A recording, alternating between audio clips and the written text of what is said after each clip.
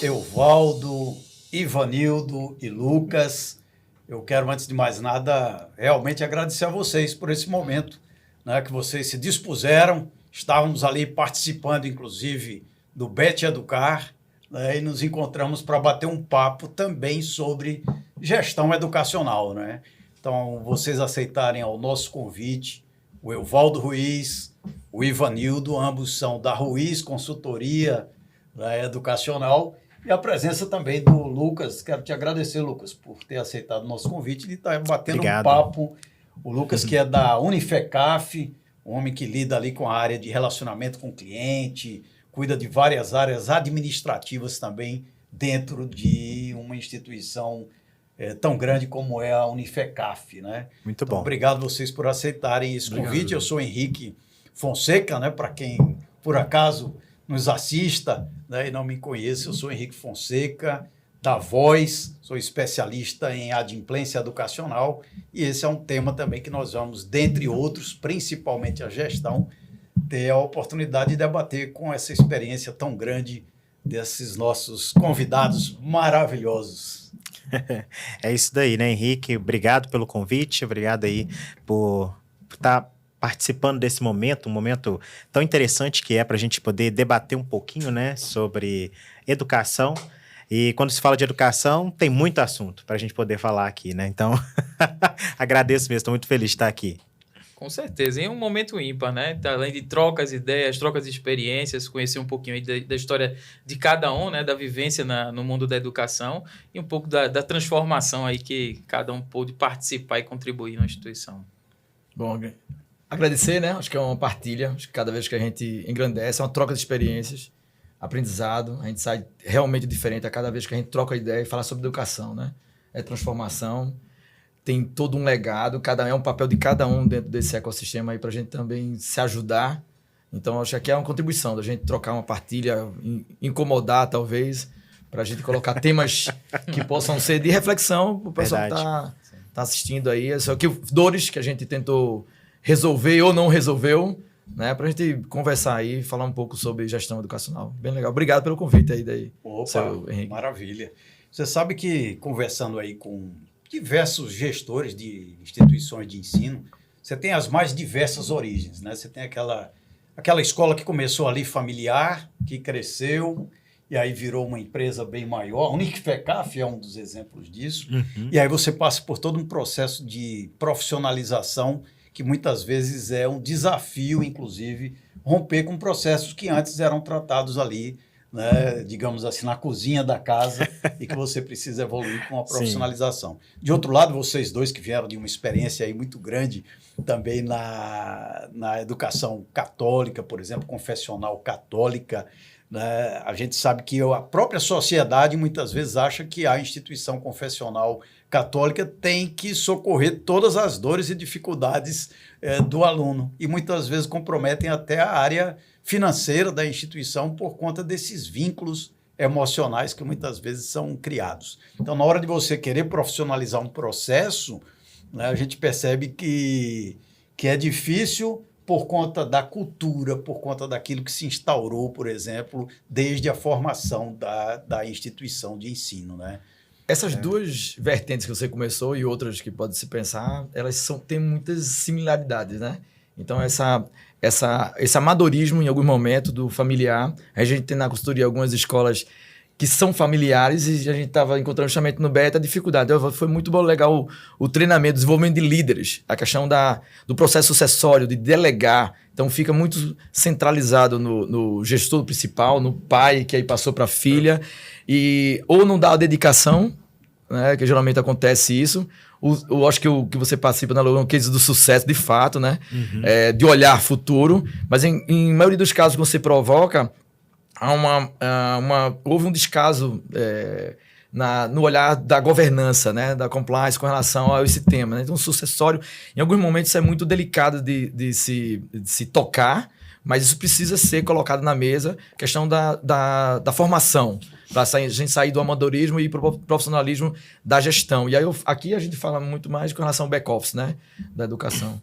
É interessante você falar de líderes, porque quando você pega algumas instituições de ensino, ou até propriamente as escolas, né, vamos colocar assim, quando elas são de origem familiar ou de uma associação, a gente estava falando mais cedo sobre associação, ou porque ela tem uma província por trás, alguma coisa assim, eles acham que a pessoa que tem que estar à frente do projeto é alguém que já está dentro de casa. E muitas vezes as pessoas não são líderes, são pessoas que muitas vezes são uma pessoa ótima, ela tem uma áurea maravilhosa, né? Mas ela não conhece muito pouco, né? Dessa parte técnica, dessa parte mesmo de comportamental, dessa parte de compliance, governança, e ela não consegue muitas vezes alavancar os resultados dela, não por culpa dela, porque ela foi colocada ali, né? Mas porque ela realmente não tinha aquela competência, né? As empresas, as escolas, as instituições não pensam muito nisso, né? Muitas vezes na hora de escolher os líderes, né? As pessoas que vão estar ali à frente, né? E aí, Lucas, esse é um dos outros grandes desafios que existem dentro da gestão, né? Colocar as pessoas certas no lugar certo. Então, isso é um dos grandes desafios. A questão da gestão por resultado, aí vem a questão da familiaridade, de chegar junto, não vou cobrar. E aí começa daí surgir os grandes problemas e as falhas, as dificuldades dentro da gestão e prejudicando, consequentemente, né, a operação como um todo de unidade de educação. A gente lá na consultoria sempre coloca, que até a vertical que a gente colocou lá no próprio projeto, pessoas e processos, né? Então, aí coloca, lógico, tecnologia, estratégia e tal, mas as verticais, o próprio marketing que a gente estava conversando, né? Então, a gente entende hoje que, falando de uma linha de iceberg, né? A gente, quando observa, falando do iceberg, né? Observa o balancete, é o número do RE lá que a gente está analisando financeiramente, independente do colégio, faculdade, que for, a gente olha a performance financeira. Tá ruim, mas ali, na verdade, é o efeito da causa, né? Então, onde está realmente o problema, as dificuldades, as limitações naquele mundo submerso? Quanto mais a gente desce, mais é difícil, porque a gente vai com temas mais delicados, polêmicos. Então, um bom projeto pedagógico, uma boa política, procedimentos, compliance, governança, todos esses temas que a gente fala. Não tem estratégia, as pessoas certas, todos esses temas que a gente vai estar colocando, que é nesse mundo subterrâneo ou esse submerso que precisa tocar e ele reflete essa parte financeira. Então, grande parte das dificuldades financeiras de algumas instituições que a gente vem conversando é diante dessas dificuldades da gestão. E sabe que você falando de pessoas, por exemplo, é muito comum a instituição de ensino vai buscar, começa uma empresa às vezes pequena, como a gente falava no começo, e vai buscar uma assessoria jurídica. Eu preciso de uma assessoria jurídica. Aí você tem um parente que é advogado trabalhista, por exemplo, especializado no direito do trabalho. Aí você vai e diz, vou trazer esse advogado para me assessorar na escola. Ele vem, é um advogado da sua confiança, etc., mas ele entende direito do trabalho. Será que ele entende direito educacional? Então a gente vê hoje, Evaldo, Ivanildo, a gente vê muitos colégios e faculdades, inclusive grandes, com grandes erros, com grandes falhas, com amarras no contrato educacional, por exemplo. Por quê? Porque você não busca uma assessoria especializada. Mas eu quero alguém que seja da minha confiança, eu quero alguém de casa, aquilo que vocês falavam, da pessoa certa. Aí eu confio naquele que está junto, mas ele é profissional da área, ele conhece de fato, isso da área jurídica, entra para a área da cobrança, entra para a área da gestão contábil, entra para todas as esferas. Eu tenho que avaliar até que ponto as minhas soluções caseiras podem ou não ser boas. E aqui eu aproveito nós somos, alguns de nós aqui, prestadores de serviço. Mas o prestador de serviço, ele não tem que necessariamente empurrar um serviço. Ele tem que te ajudar a escolher a melhor forma de profissionalizar determinado processo dentro da sua instituição de ensino. Aí você vai decidir, é melhor fazer isso internamente?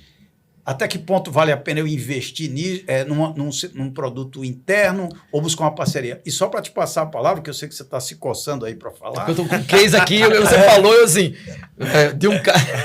E o Evaldo, para quem não sabe, o Evaldo foi um cara que construiu praticamente, trabalhou fortemente na construção de um CSC, de uma grande rede católica, né, no país, e que conhece muito sobre isso. Em alguns momentos precisou buscar parceiros, em alguns momentos precisou profissionalizar determinadas áreas, né?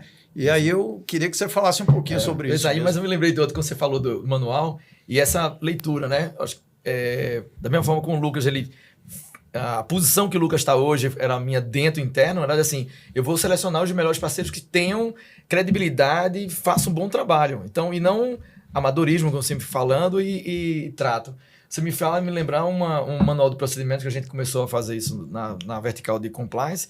E quando a gente... Não, mas eu já tenho. Quando a gente foi observar, era um manual trabalhista, né? Quase um manual de... Era quase a CLT, dentro desse manual.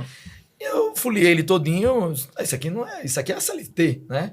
Aí depois eu fui procurar saber, era um advogado trabalhista que tinha feito um manual de procedimento da instituição. Então, na verdade, isso veio na hora, quando você me colocou, que eu fiquei... É a questão de quem você vai estar colocando. Aí eu, respondendo já... A gente, quando está dentro da instituição, é ter essa clareza, e aí esse, de novo, amadorismo, de entender o que é que eu preciso, né? E não trazer a confiança, porque é indicação, não sei o quê. Esse profissional é bom, ele faz um trabalho legal naquele setor. Como você comentou com relação a educacional, tem expertise, propriedade, porque só vem fazer um esboço, né? Então, é bom um contrato bom educacional, como a gente sabe que é bem... o trabalho que você faz, ele está bem baseado, ele está colocando essa cláusula de cobrança. Se não inicia corretamente a questão da captação, né, Marco Lucas, que você também ali... Então, tem toda uma régua, que é um fluxo, um processo, uma esteira, falar assim, nasce ali no funil, como eu vou trazendo ele, mas também quando eu estou aqui dentro, que está lá, fechar o processo, a compliance, o contrato em si também vai dar segurança ou não dentro disso. Então, planejar fora, durante e depois, né? Como qualquer instituição não educacional, da venda e pós-venda, né? Acho que é essa leitura também de entender o contrato, como você colocou, um contrato bem feito vai ter consequências ou não. Mas é pensar também antes, como trazer. Acho que é também um ponto polêmico. Acho que o Lucas tem mais ainda propriedade, está aí com uma vasta experiência na área de marketing, com relação a dessa busca, que hoje é um desafio para as instituições confessionais e, por que não, particulares, de trazer os alunos. Mas não é somente trazer, né? Isso é verdade. Assim, a gente pensa num todo, e você falando de processo, né? Existem ainda essas instituições, principalmente as confessionais, pelo menos a impressão que passa, tá? Muitas vezes, é que é proibido ter lucro. Proibido ganhar dinheiro, é proibido melhorar. Tem que ter lucro, senão minha formação é contábil. Aí diz assim, tem que ter lucro. Como é que vai se manter, né? Mas assim, muitas vezes quem está à frente do processo tem aquela visão muito social, uma visão muito, assim, por exemplo, católica ali, tudo mais, filantropa, né? Essa visão perfeita, né? E aí eles acham que é proibido ganhar dinheiro, é proibido profissionalizar. Não precisa de ter um CRM, não. Isso aí é lá para a faculdade, lá da USP, ela que tem que ter CRM. Eu não sei aonde que tem que ter CRM, eu não preciso ter CRM. Eu não preciso de ter pessoa para cobrança, eu não preciso ter uma assessoria para isso, né? Eu conheço todo mundo. Não precisa. Meus alunos não precisam disso, né? Eu falei com o pessoal, hoje eu sou presidente de uma creche, né? Eu entrei nessa creche em 2021. E quando eu cheguei lá, a creche, tadinha, estava bem abandonada. Não tinha uma pintura, os berços ainda eram de madeira e tudo. Eu cheguei e falei, não, nós vamos comprar berço de plástico para ficar mais fácil para higienizar. Vamos pintar isso aqui. O ex-presidente ficou maluco. Ele falou, não precisa disso. Todo mundo que vem aqui é pobre. Não precisa de colocar um berço desse jeito aqui. Não tem nenhum rico aqui. Já imaginando justamente essa mentalidade, né? E a gente precisa, vocês enquanto consultores, nós enquanto gestores também, ir colocando isso na cabeça, principalmente das pessoas que estão ali na frente, né? Essa formação de líderes, né, que você falou ali, né? Eu vou deixar a bola. A gente tem um projeto também de envolvimento, que é o do líder do Squad de Matrícula, que é o Vanildo encabeça esse projeto aí. Eu idealizei isso aí um ano passado, do envolvimento. Porque às vezes você tem ou não o líder, e você precisa engajar o pessoal todo. Então, é o mindset. Você vai plantar isso numa pessoa só, né, Ivan? Então, isso vem dando certo, porque há um envolvimento de toda a escola num projeto que é o principal, ter aluno Dentro da sala, Dentro né? da sala. Dentro do colégio, na verdade. E dentro da escola. E é justamente com esse pensamento que muitas vezes passa que a questão da matrícula é só com a secretaria. Não, ninguém se envolve, só faz matrícula.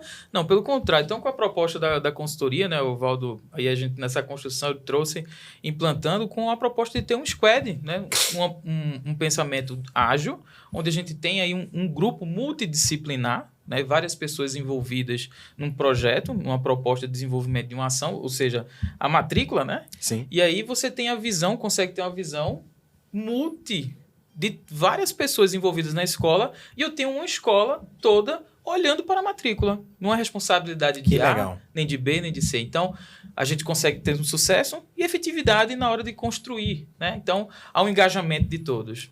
Todo mundo se sente integrante ali, né, do projeto. Acho que a gente fala tanto de engajamento do aluno com a escola, mas eu acho que também precisa ter o engajamento do Dentro. colaborador, né, com Isso. a escola, né? De novo, né? A gente vai aprendendo, vai mergulhando em tudo, esse mundo submerso que você vai entender, né? Às vezes você faz você tem mais experiência nesse planejamento do marketing, mas em finanças, de novo, tá lá então tem que mergulhar para entender, para refletir no financeiro. Então o problema não está no financeiro, no balancete, nas projeções financeiras que eu faço, no fluxo de caixa, está lá embaixo. Então, cada vez que eu vou mergulhando, entendendo o processo, os líderes, eu vou identificando os gaps. Numa instituição a gente acompanhou, vamos fazer o planejamento e tal. Não, fulano, oxê, cadê? Aí, cadê o squad? Cadê o envolvimento? Cadê o porteiro, Lucas? Pois é. Né? Então se faz a campanha, fica naquele time, nós 4, não se busca pensar toda a cadeia, né? todo o fluxo, e aí o seu João que está lá na portaria, não está sabendo nem que está em campanha de matrícula, e o João, não, vem agora, não entra no colégio não, que não está aberta a campanha. Então, a partir do momento que você não envolve toda a comunidade acadêmica, e aí, como ele falou, pedagógico, administrativo, todo mundo, do porteiro ao diretor da escola, o reitor, ele tem que estar envolvido nessa campanha, e aí envolve tudo, né? Então, acho que a adesão a todos dentro da instituição, e não, deixa aí que a secretaria, o comercial, o que for, o setor que for, o relacionamento, todo mundo tem que estar engajado. Então, quando você chega você fala de líderes, outro indicador, falar assim, a questão do clima, né? Você chega numa instituição, verdade. você sente o cheiro assim...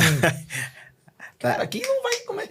Então não precisa nem ir pro balancete, né? A situação financeira tá ruim, né? Vão acionar ali uma cobrança, vão fazer mesmo que faça um trabalho pós, mas aquilo no futuro continua com dificuldade, porque é um trabalho que precisa ser feito de liderança do gestor, mas também dos colaboradores. O clima é pesado, tem uma escola que ainda estava pagando a folha, estava atrasada. Sim. Como é que você quer ter um clima de engajamento numa matrícula se você está com atraso de folha? Então começa a ter um pouco de bola de neve aí. Não dá para vencer um comercial, uma campanha, pensar em falar com um professor que está ali vendendo, apresentando a escola, satisfeito quando o salário dele está atrasado. São temas sérios que a gente precisa pensar. Valdo, uma coisa assim interessante que as instituições de ensino muitas às vezes não param para pensar em duas coisas, né, eu acho. É o propósito. Você tem que ter isso muito bem arraigado de qual o propósito da tua instituição de ensino.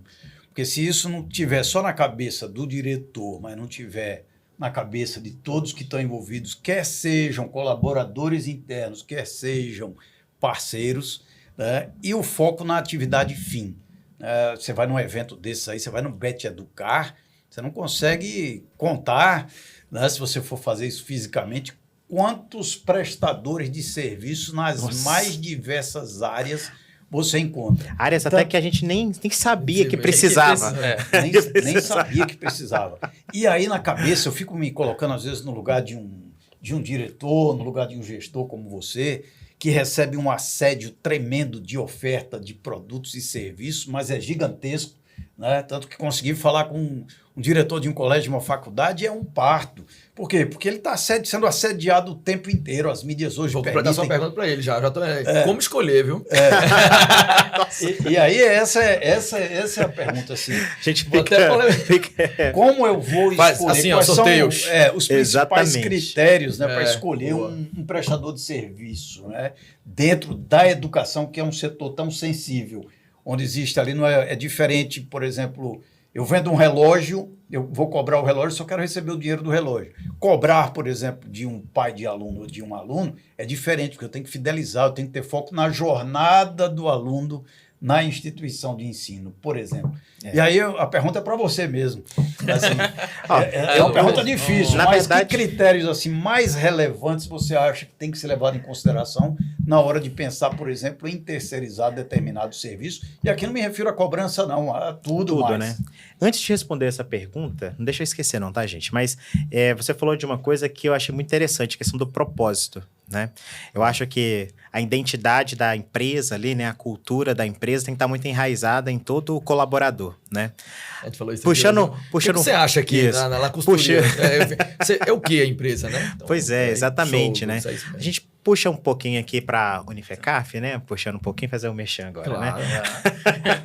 Nós temos lá um propósito que a gente colocou como Paris-Fê. Proatividade, agilidade, resolutividade, informalidade, segurança da informação passada, flexibilidade e empatia.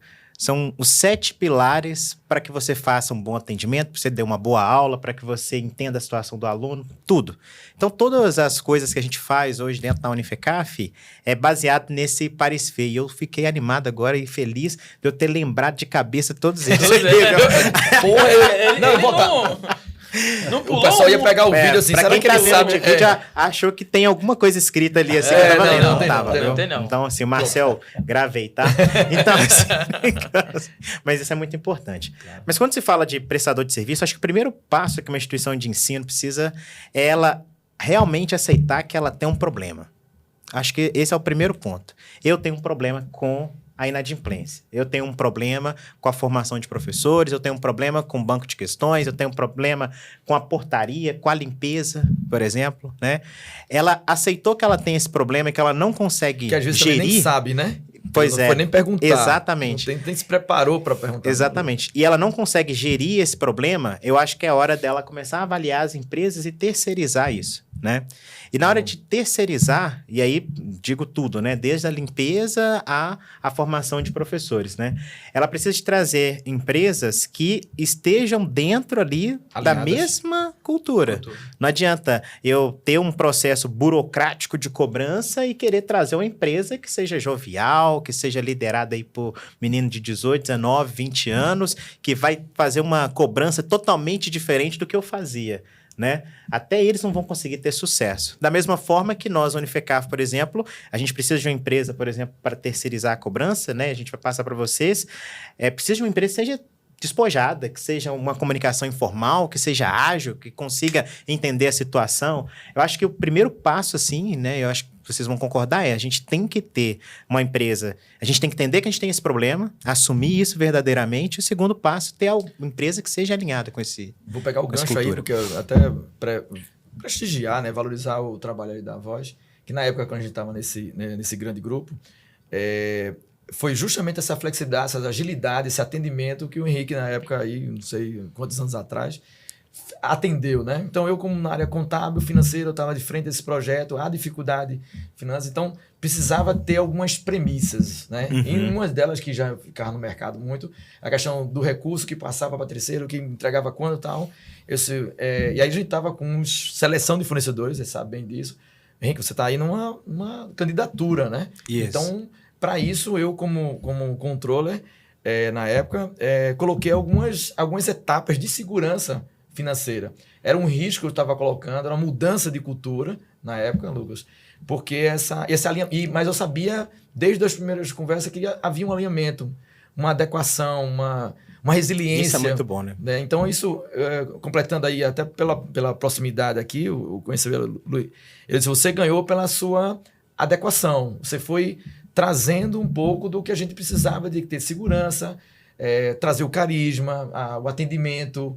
e, logicamente, como todo profissional, eles vão fazer um piloto. Vamos colocar aí uma escola problemática, é o teste, claro, e com toda a paciência vai crescer. Então, me lembrando desse case mesmo, que foi com ele, eu fiz em outras instituições, realmente esse período de troca, né, de alinhamento, saber quem realmente está junto com você, apoiando, Eu me lembro até assim, a adequação do sistema que a gente estava na época, aí teve que mudar, Nossa. uma confusão danada. Eu disse, eu vou fazendo. Então, não é todo mundo que adequa a sua estrutura interna para adequar, Capacidade de logicamente, adaptação. a capacidade de adaptação, mas com esse alinhamento que você falou. Isso me lembrou esse momento ímpar aí. E assim, pô, o cara tá fazendo por onde? Então, houve uma caminhada. Acho que a seleção de fornecedores, ele se dá nisso, né? Você ter pessoas com referência, né? Que é isso que a gente tem no mercado. Então, esse legado é importante. E essa credibilidade vai enriquecendo. E aí, aprendizado a cada tempo. É verdade. Interessante no que vocês falaram, e aí e aqui não é puxando brasa para sardinha de ninguém, não, mas é exatamente na qualidade que nós hoje, como nós, né, não o Lucas, mas na qualidade de prestadores de serviço, a gente percebe que há uma diferença muito grande quando você encontra uma empresa que ela é especialista de fato no setor, na área. Porque existem hoje empresas que são muito genéricas, isso não só cobrança, mas CRMs e tantas outras. Se você tem um problema no coração, você procura quem? Um cardiologista. Um cardiologista. Atira para todo lado. Se você tem um problema contábil na sua instituição, não tem um acompanhamento, imagino vocês que prestam uma consultoria forte nessa área, e aí você vai buscar alguém que entende, sim, do tema, mas não é especialista na educação. Acho que vocês, por exemplo, que vieram de dentro de instituições de ensino, tem muito mais propriedade para falar do tema, para tratar do tema, porque você sabe exatamente aonde dói. É aquela a empresa Pato. Já ouviu falar? Empresa Pato? É aquela que Pato, ele voa, ele nada, né? E ele anda. Só que ele anda mal, nada mal e voa mal. Então, assim, essas empresas Pato, ela faz tudo, mas faz tudo mal. Então, assim, quando não se especialista realmente em alguma coisa, é preciso ter esse olhar mesmo na hora de escolher o fornecedor, né? Importante, principalmente no mercado que a gente acabou de dizer aqui, muito competitivo, né? Tem empresa hoje para todo tipo de solução. Você precisar, a gente estava no BET, pronto, perfeito. Então, vou para onde? Isso é um papo muito bom para um gestor, para ele poder ter a capacidade realmente de entender, foram dicas aqui muito importantes, na hora dele tomar uma decisão. Né? Entender minha dor, mas saber se realmente aquela empresa tem capacidade, é especialista e também se está em comunhão os meus valores, né? Os valores da empresa. Né? Então, isso é verdade. Né? Você sabe que falando disso aí que você tinha levantado, Lucas, e agora o Ivanildo também complementa, do prestador de serviço, ele está em comunhão, né? Usando o termo religioso. Está em comunhão com o propósito, com a visão da empresa, com o modus operandi da empresa. Obviamente que a empresa, a instituição de ensino, se ela quer mudar a cultura, ela tem que mudar processo. Então, respeitado isso, sim. Mas ela tem que mudar a cultura, mas ela não precisa perder a sua identidade por conta de um parceiro terceirizado. Uma vez eu vi uma palestra de alguém que estava promovendo qualidade no setor público. E aí esse palestrante, essa pessoa, esse consultor, foi visitar um órgão público grande e quando chegou na portaria lá desse órgão, ele foi extremamente mal atendido e maltratado pelo porteiro, vocês falavam de porteiro, e finalmente ele conseguiu entrar e chegar lá no local com as pessoas, com a direção com quem ele ia falar.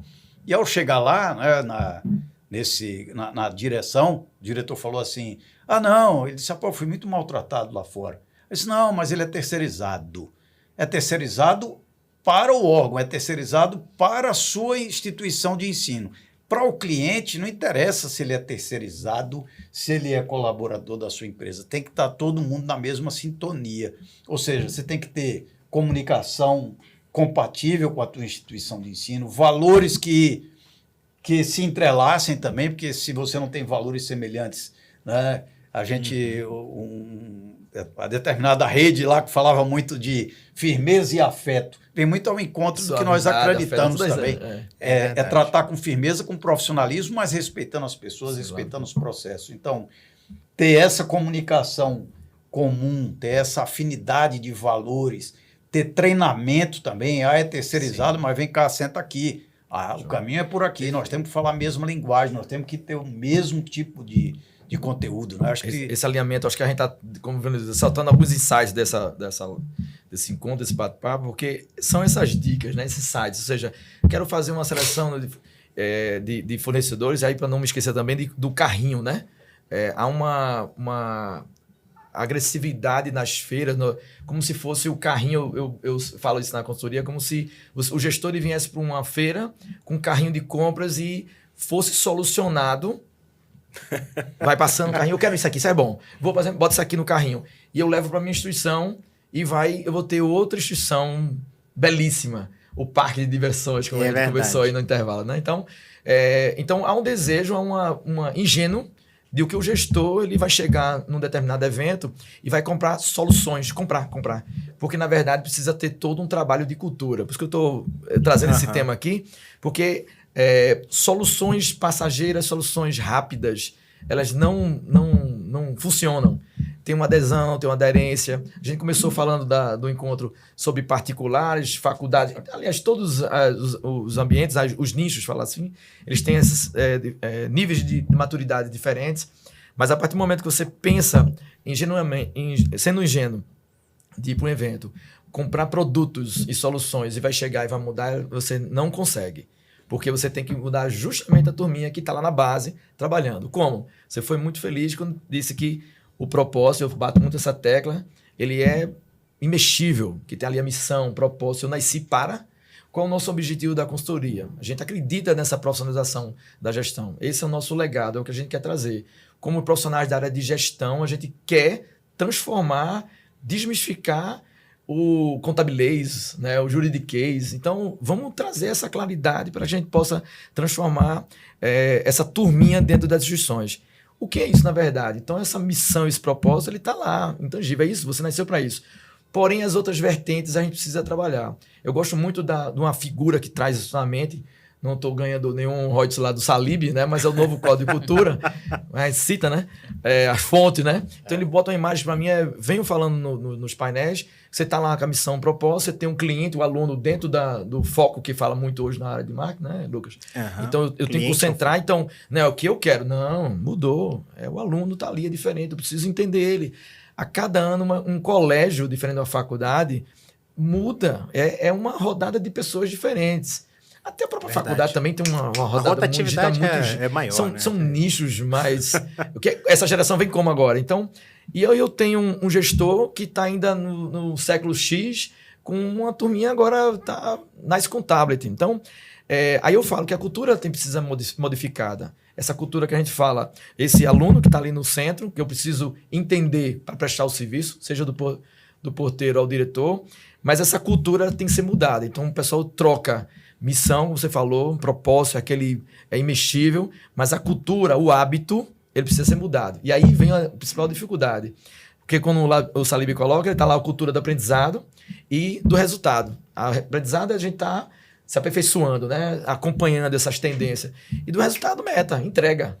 Eu preciso ter aonde eu vou chegar. Se eu fizer fazendo a mesma coisa, eu não vou chegar a canto nenhum. Então, alinhando essas bases, eu preciso, que é cultura, por isso que é difícil, por isso que a gente está comentando aqui, fazendo esse encontro, talvez um chamamento, um despertar, uma conversa, precisa mudar a cultura, porque a instituição ela não se mantém. Por que é difícil? Porque é hábito. E hábito, assim como é emagrecer, estudar é uma continuidade que eu chamo. Não adianta você fazer hoje, assistir um podcast, amanhã você não assistir. Não adianta você estudar inglês hoje, amanhã não assistir. Amanhã você ir para academia e não assistir. Então, e aí o líder, vamos voltar no início, se ele não for esse gestor que você falou lá, com essa pegada, a turminha embaixo vai replicar isso. Então, ele precisa ter esse hábito, esse costume de buscar o aprendizado, o método e resultado. A turminha vai seguindo pelo exemplo. Eu estou aqui com 3 coisas na cabeça, tomara que eu não esqueça. Mas assim, a primeira tem que provocando, né? É verdade. Mas assim, a primeira delas assim que eu falaria a Blockbuster era uma locadora dos Estados Unidos, né? Famosa, gigante, tal, etc. E poucas pessoas sabem, mas eles tiveram a oportunidade de comprar a Netflix, né? E eles falaram, não vamos comprar. Pra quê? Não vamos mudar. Todo mundo aluga filme aqui na locadora. Ninguém vai alugar para ver filme em casa, assim, pela internet e tudo mais, né? E acabou que aconteceu o quê, né? A Blockbuster foi embora, faliu, não existe mais, ninguém nem sabe mais quem que é. E a Netflix está aí hoje como uma das maiores cases do mercado. Faltou, será o que tá ali? tentando também se reinventar já, Que né? já tá precisando. Já é. Aí vai chegar nesse ponto, assim, né? Que a pessoa não pode ter esse medo. A pessoa que tá à frente, o líder, a gestor, a pessoa... não pode ter medo de fazer essas mudanças, né? Que é o segundo ponto, é o reposicionamento da marca. Opa.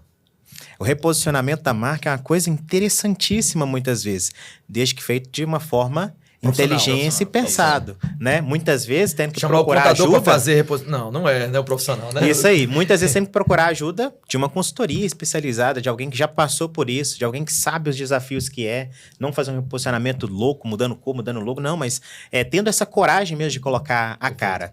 E para isso, aí eu tenho um terceiro ponto que eu queria falar, é preciso que muitas vezes desses colégios, dessas escolas, dessas empresas, né, elas têm muito um pensamento muito fechado, né? O meu CEO essa semana, ele trouxe um termo que eu achei super interessante, sociedade de castas. Não sei se vocês já ouviram falar, né? É aquela sociedade indiana que você nasceu assim, você vai morrer assim, você vai casar com pessoas assim, você não sei o quê. Síndrome de Gabriela, Isso, como se fosse assim, a síndrome de Gabriela aqui pro Brasil, né? E aí, algumas empresas, elas já têm essa visão assim, eu só vou contratar fulano que formou em tal faculdade, USP, BMEC, etc e tal. Só vou contratar fulano que veio indicado de ciclano, né? Pensando somente nessa questão mesmo, desse ciclo, né? Dessa síndrome, né? E aí acaba não criando uma heterogeneidade ali nas tomadas de decisões, nos processos, em ouvir outros fornecedores também e tudo mais, né? Acha que estão presos ali, tem que seguir essa questão. E aí um amigo meu, ele falou que o 11 de setembro poderia ter sido evitado. Peraí, Lucas, você está falando de educação, mudou para 11 de setembro, né? Porque o que acontece? Eles estudaram as pessoas que estavam na CIA naquela época e eles identificaram que todo mundo da CIA tinha sido formado geralmente nas mesmas faculdades, tinha a mesma faixa etária, a mesma cor, tinha frequentado os mesmos ambientes. E por eles não pensarem como um terrorista poderia pensar, com um pensamento diferente, eles não imaginavam que uma pessoa poderia ser capaz de fazer aquilo do 11 de setembro. Então, desde lá, eles criaram projetos, inclusive, para ouvir outros, contrataram consultores, contrataram empresas externas que estavam ali vendo e trazendo isso aí. Estão trazendo o 11 de setembro para dentro das escolas, né? Pensem de uma maneira diferente, né? Fora da caixa, né? Muito fora da caixa. Por isso que, assim, né, o squad que a gente marcou nessa unidade, que foi um sucesso, aí depois a gente foi replicando, é justamente isso, né? Precisa ser uma coisa ágil e envolvida. Então, a cultura marcou a reunião naquele horário. Aí só vinha 1, 2. Cadê fulaninho? Não dava valor. Aí eu disse assim, se não tiver aluno, não tem um cargo dele, não tem salário. Ele tá... Então, se ele não traz que, mesmo estando no administrativo, se não tiver aluno, ele perde o emprego dele, né? Então, na hora que você envolve toda a camada, sensibiliza, você coloca... E multidisciplinar, porque cada um tem um olhar. Tem um porteiro, tem um marketing, tem um financeiro, tem a política, como é que vai ser o contrato, como é que vai ser o POR, analisar quem está na adimplente e quem não está. Então, na hora que você bota ali, todo aquele fluxo, ele flui. Porque há um envolvimento, mas de olhares diferentes. Isso eu acho que você provocou justamente esse mix. Me permite falar mais uma coisa, estou falando pra caramba aqui, nós dois, na verdade, né? Mas assim... Tá bom, vai ficar aquela... Vai deixar o jeito. Brincadeira, viu? Brincadeira, tá, gente? Eu acho que foi pra falar mesmo. Mas assim, você fez eu lembrar de uma fala, porque assim, a gente geralmente... Passado 5 horas, a gente lembra, você lembra uma coisa, lembra outra. Assim, ele vai pegar a cervejinha que tá lá no freezer e começa aqui. Pois exatamente, né? Mas assim, você fez eu lembrar de uma coisa assim, que às vezes também, quando a gente fala de envolver muitos setores, às vezes corre o risco daquele setor falar assim, eu fiz a minha parte, né, dentro do processo, né? O professor fala, eu dou a minha aula boa, e não faz o a mais, por exemplo, né? E aí eu lembrei de uma frase, a gente fazia os vestibulares gerais na faculdade, e teve um vestibular que a gente convocou todos os alunos, foi lá mais de 200 alunos fazer vestibular. Hoje em dia não existe isso mais, acho que ninguém nem sabe o que é isso, né? Mas assim, não que eu tô velho, tá, gente? Mas isso é antes da pandemia. Mas assim, e aí quando os alunos chegavam, os candidatos chegavam para fazer a prova, porteiro, a pessoa fala, onde que eu vou fazer a prova? O porteiro fala assim, olha aí na lista. Aí assim, chegava assim, onde que é a faculdade? Você tá aqui na faculdade, tá vendo? Nervoso, assim. E aí pronto. E aí o gerente comercial foi lá tirar satisfação com o porteiro. Você não pode fazer isso, você tem que participar do processo, não sei o quê. Exigiu do cara tudo. No outro dia, o diretor chamou os dois na sala. E aí você já imagina o quê, né? O diretor vai, coitado do porteiro, né? E não, ele foi lá e acabou com o gerente comercial, na verdade. Ele falou, mas por que ele fez isso? Porque ele falou, olha, quem é o responsável pelo processo? Não é o porteiro, é você. Se você viu que ele não está participando bem do processo, é porque ele não foi bem assessorado, ele não foi orientado. E da próxima vez, é você colocar alguém lá, né, no processo. E aí, corre esse risco, assim, da gente achar assim, ah, não, eu tô fazendo a minha parte, se ele não tá fazendo a dele, o problema é dele, se é aquele processo, né? Que não tá claro o objetivo. Aí eu vou chamar fulano. Não vou, irmão, não vou chamar fulano porque ele não sabe. Então, eu só posso cobrar dele quando eu fizer a descrição de cargo correta, fazer o fluxograma.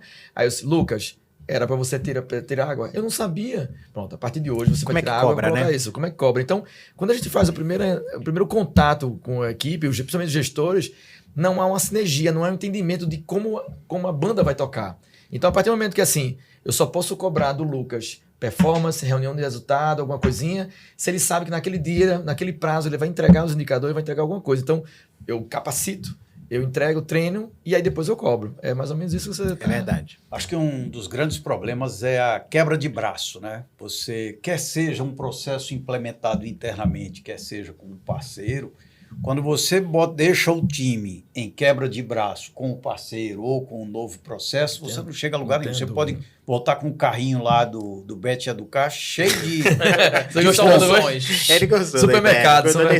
Mas se cada um não comprar aquela ideia do que você trouxe, não implementar, eu tenho falado com vários prestadores de serviço de várias áreas e o grande problema deles, principalmente as plataformas. Olha, as plataformas, eu mostro tudo, treino tudo, demonstro tudo para a instituição de ensino, mas nem 10% disso é colocado em prática. Processo e o colaborador.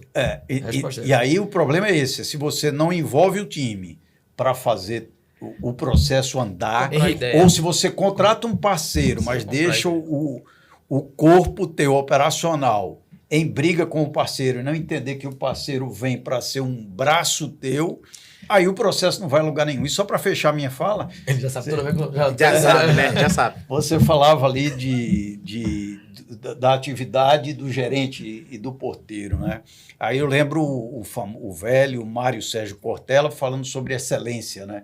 E ele fala que excelência, a atividade, a obrigação, a tarefa, não é o ponto de chegada. A atividade não é o ponto de chegada, é o ponto de partida.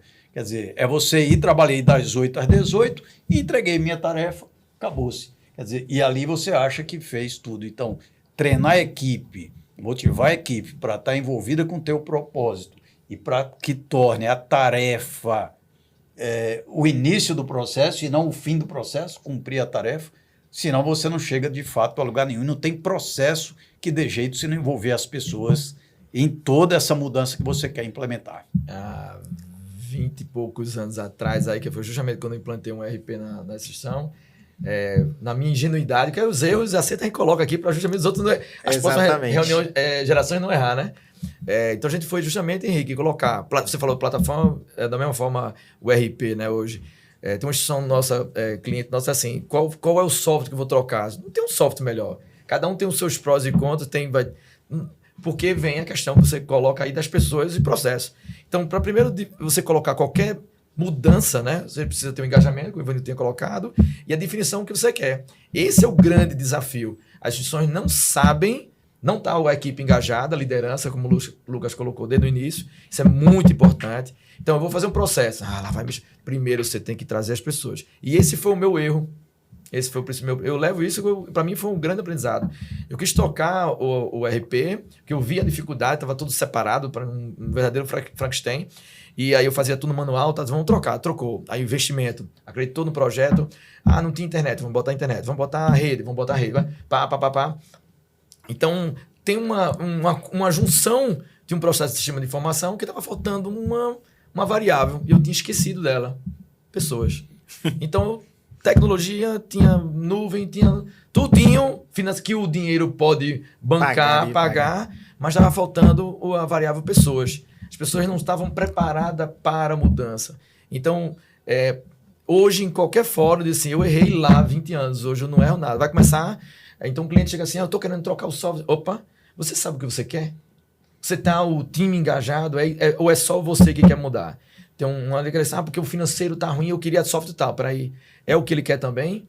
Então, não adianta, porque você quer um, ele quer outro, tal. Eu preciso... Qual é o melhor software para a instituição? Não é o que você quer para fazer qualquer solução, seja um CRM, seja uma gestão financeira, o que for. Então, precisa ter esse engajamento, sentar na mesa, discutir o prós e contras da instituição e não para mim, individualizado, fazer esse engajamento, definir o processo, aí a gente tem um início de uma caminhada. Para finalizar a minha fala, é o que eu falo hoje, que a gente tem hoje o carrinho de compras, diversas ótimas plataformas, mas você não sabe como utilizar. É igual a ter uma Ferrari e não saber dirigir. Sempre digo isso. Então, a partir do momento que você comprou um bom software ou uma boa plataforma, mas você não sabe, não tem pessoas engajadas em processo. Então, como é que eu vou dirigir? Vai ficar lá o carrinho parado.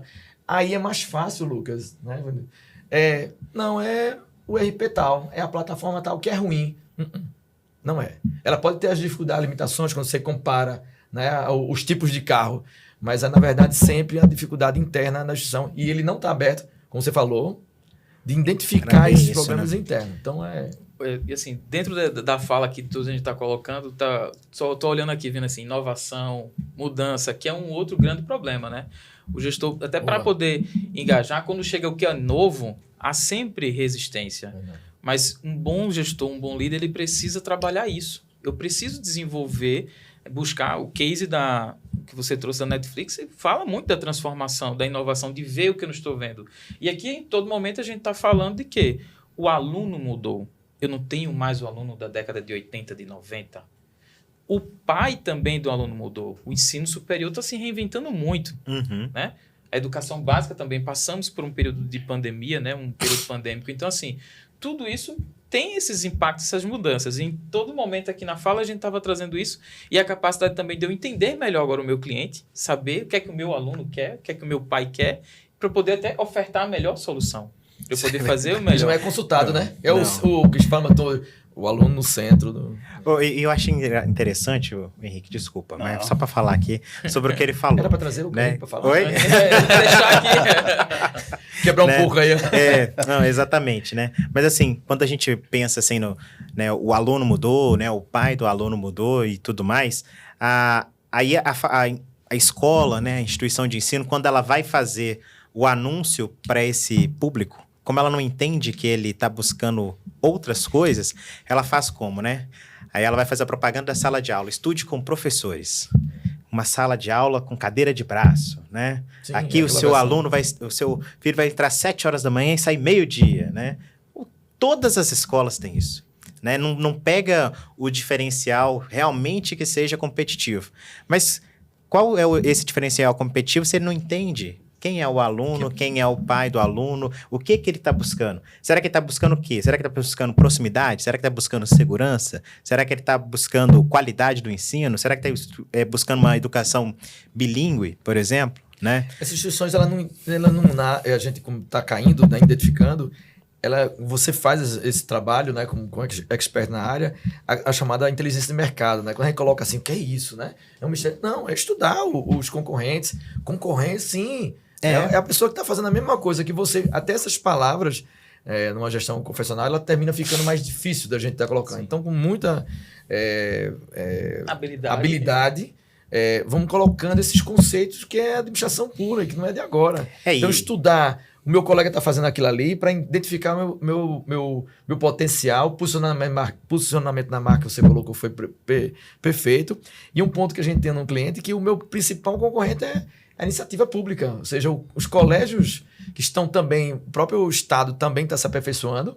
Então, nessa unidade, o principal concorrente era um colégio municipal. Aí, então, quando a gente faz isso aí, assim, como eu vou sair desse beco? Como é que eu vou diferenciar, né? Aí vai que você colocou, eu vou me lembrando dos cases, né? Mas, o que eu tenho e o que o colégio do município não tem? A maior quadra da cidade é nossa. A gente tem outro cliente que a única piscina da cidade é do colégio. A única piscina da cidade é do colégio. Então, Uai, e cadê aí a foto divulgação, da a foto da piscina? a aula de natação. Vamos girar, né? A aula de natação para vem gente de fora, né? Hidroginástica à noite. Pois é, A convida rentabilidade- os meninos para ir lá fazer Isso, um dia, uma aula gerar experimental. receita. Aí vamos fazer isso, girar essa receita.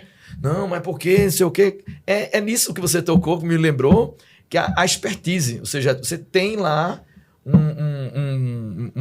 uma moeda e não está conseguindo polir ela, brilhar, fazer isso acontecer. Foi muito legal você ter lembrado Muito, disso. muito massa a fala de vocês, né, em vários aspectos, e um deles e que eu acho é educação, né? Quando a gente começa a falar, parece que a gente 1 hora para bater papo é pouco, é muito pouco para falar sobre educação, né?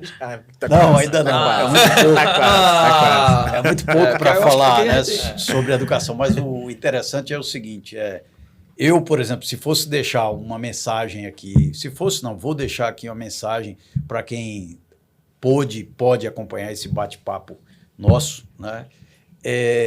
É o testar, é o fazer diferente. Eu vejo muitas instituições de ensino que permanecem extremamente no mundo de tanta mudança, mudança do aluno, mudança da família, mudança de processos, mudança de sistemas, mudança de modelo de negócio, mudança no ensino superior, e muitas instituições de ensino se mantêm estáticas. Eu via, conversando hoje mais cedo com o Lucas, ele falava que a direção dele é muito rápido, tipo, resolve mudar, muda, fecha tantos cursos, fecha e acabou e toca para frente. E outras instituições se mantêm ali inertes. Geralmente essas instituições mais ágeis, mais rápidas, elas tendem a alçar voos maiores, né? É o que a gente tem visto. E aqueles que permanecem estáticos, no mesmo modelo. Você vê a inadimplência, por exemplo, que é o que eu trato. A inadimplência na minha instituição só cresce a cada ano. Qual foi a última vez que você mudou um processo na sua instituição de ensino? Aí você vai ver o mesmo processo. Não, eu tenho 3 pessoas que fazem aquele trabalho lá, mas é difícil porque o pai vem, porque o aluno vem e quer negociar aqui no final do ano, e eu tenho que segurar aquele aluno, eu tenho que fazer a rematrícula dele, e você sofre com aquilo a vida toda e não testa nada diferente. E eu não estou falando para testar só a nós, ao nosso serviço ou a voz. Eu já cheguei para clientes, você sabe disso, e falei, eu tenho 12 unidades no meu negócio. Uma unidade está em quebra de braço. Não quer porque não quer a terceirização, por exemplo, da cobrança. Eu próprio fui o primeiro a dizer, vamos fazer um piloto? Tira essa unidade do processo, manda fazer do jeito que ele acha que funciona lá e avalia o resultado. Se o resultado dele for muito melhor do que o que nós estamos entregando, cancela o contrato conosco e bota todo mundo para fazer a cobrança interna, uai. Ou seja, desafie, mude, teste modelos diferentes. Não deu de um jeito, deu do outro, aqui funcionou melhor. Então, fazer piloto, alguém falava aqui no começo, fazer um piloto. Então, a prática do piloto é muito legal quando você tem uma instituição maior e que você pode, por exemplo, pegar um polo, pegar uma unidade e dizer, deixa eu fazer um piloto, barba, cabelo, bigode, do jeito que estão dizendo para mim que funciona, e deixa avaliar o resultado, deixa ver o que isso me trouxe. E aí você valida. Então, o meu recado, a minha mensagem, eu finalizo a minha fala, antes de agradecer mais uma vez a presença de vocês, mas a minha fala, eu finalizo dizendo isso e convocando você, que é diretor, que é gestor de instituição de ensino. Desafio novo, teste o novo, não fique preso àquilo que você fez a vida toda e que você continua muitas vezes sofrendo. Para isso, precisa ter coragem, né? Talvez essa parte aqui vocês vão ter que fazer uma edição, mas eu vou fazer uma brincadeira, né? Tem que ter tanta coragem quanto o Henrique teve coragem de colocar essa meia. Vocês já viram a meia do Henrique, gente? Olha a meia que ele tá no pé aqui agora. Olha essa tem que ter coragem, cara. Olha a meia do Henrique aí, ó. O cara tem coragem, olha aí. Olha aí, tá vendo? A meia toda coloridinha e tal. Precisa ter coragem, entende? E muitas vezes é essa coragem que tá faltando nos líderes, nos gestores e tudo mais, né? Meu avô que falava assim, ó, se você for arrumar uma briga na escola, se você for arrumar uma confusão, se você for fazer qualquer coisa, você tem que mostrar que você tá com coragem. Ninguém sabe qual que é a diferença mesmo, se você tá com medo ou não. Então, assim, você vai, mostra que você tá com coragem, entendeu? E se for para dar um soco, dá um soco bem dado, forte e corre, né? E a gente às vezes tem que fazer isso. Bota lá, contrata a pessoa, coloca ela para trabalhar e vambora. Deixa vamos lá, vamos colocar toda a energia para fora, vamos trabalhar e não podemos ter compromisso com o erro. É uma frase assim que eu tenho assim para mim que é muito assim, eu não tenho que ter compromisso com o erro, eu tenho que ter compromisso com o colaborador, eu tenho que ter compromisso com a empresa, eu tenho que ter compromisso com o processo ali, nem com o processo não tem que ter compromisso, né? Eu tenho que ter compromisso com o resultado, com o propósito. Isso aí. Então assim, se eu ver que isso aqui tá dando errado, eu tenho que mudar. Eu não posso ter compromisso com o erro ou com nada nesse sentido, né? Então, assim, esse tom de brincadeira aqui também eu vou falando assim, mas tem que ter coragem, né, para fazer essas coisas. Assim. Na próxima eu vou pedir para mostrar alguma coisa tua. Não pode vingar do colega. Né? E, assim, acho que foi muito bem colocado, a brincadeira calhou bem, né, da necessidade da coragem, que o sucesso realmente só vem com erros e acertos. Então, tem que ter essa coragem de ir em frente, de seguir, de tentar, de testar, né? Vivemos em um mundo imerso na mudança, na transformação.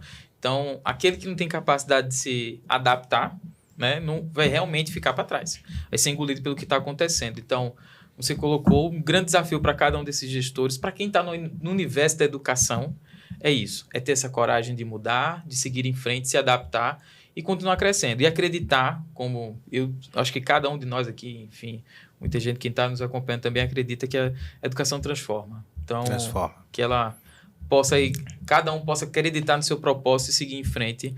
Eu tenho certeza que a fórmula do sucesso está aí. Verdade. Está nesse caminho.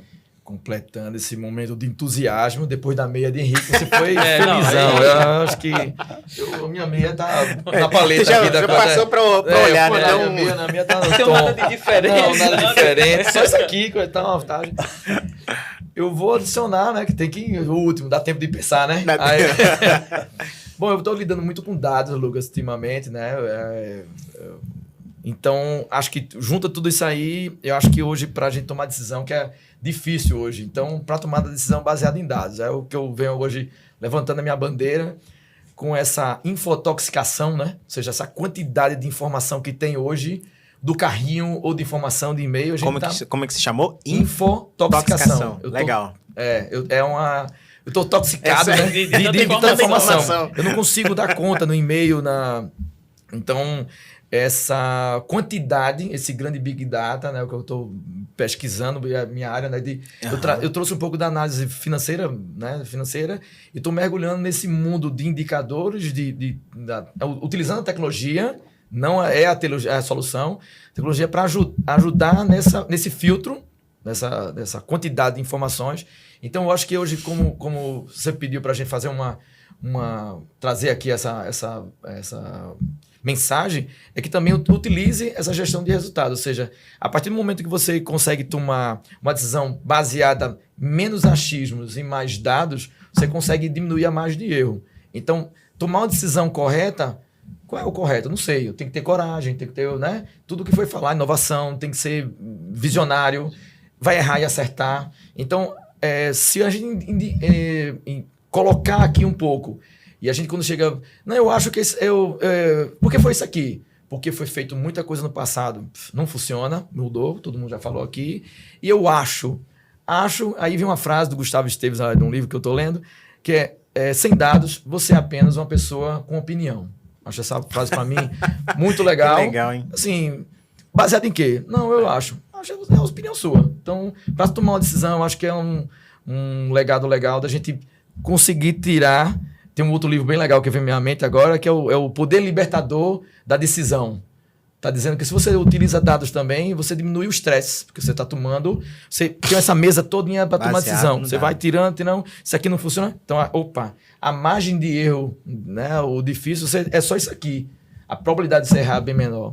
Então, essa leitura que eu faço hoje dos negócios, diante de todo esse cenário, Lucas, seja no marketing, seja em finanças, seja nas pessoas, nos líderes, Acho que o mundo aí precisa o mundo acadêmico dar essa contribuição para a gente como profissional, ajudar nessa mudança aí de tomar decisão. Acho que é também a mensagem que eu dou, juntando tudo aí, né? Muito Perfeito. bom, hein? Muito bom. Eu agradeço mais uma vez, Evaldo, Lucas, Ivanildo, a presença de vocês aqui. Prazer nosso. Momento descontraído, muita troca de informação e vamos Não, repetir isso mais nós vezes. temos que O Lucas, para mim, a tarde de hoje aqui, só meia. Já valeu, Já pronto. valeu. Depois a gente tem que ter uma só da meia. Vamos falar da meia. Vamos falar da meia. E obrigado a cada um de vocês que tiver a oportunidade aí de ouvir um pouco desse bate-papo e tirar algum proveito, né, para a sua instituição de ensino também. Obrigado, Evaldo, Nada. Vanildo, Eu agradeço. Lucas. Foi assim extraordinário porque a gente conseguiu juntar aqui a experiência de uma instituição privada que nasceu familiar e hoje tem aí Que sucesso. 30 mil alunos EAD, mais 8 mil alunos Presencial, presenciais. 450 polos pelo Brasil. Uma instituição com um crescimento extraordinário.